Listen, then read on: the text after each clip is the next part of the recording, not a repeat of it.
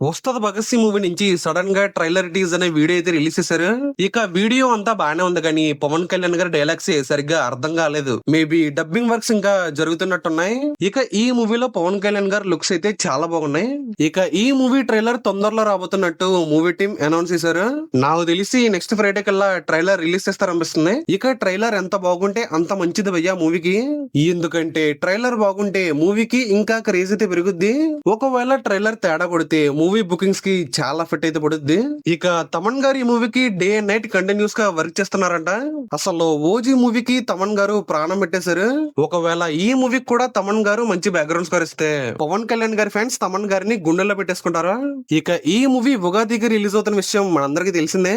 ఒకవేళ మూవీకి మంచి రెస్పాన్స్ వస్తే కలెక్షన్స్ అయితే చాలా బాగా వస్తాయి. ఇక హరీష్ శంకర్ గారు అలాగే పవన్ కళ్యాణ్ గారు కాంబోలో వచ్చిన గబ్బర్ సింగ్ మూవీ ఆ టైంలో చాలా పెద్ద హిట్ అయింది. ఇక ఈ మూవీ కూడా అదే రేంజ్ లో ఉండాలని ఫ్యాన్స్ ఎక్స్పెక్ట్ చేస్తున్నారు.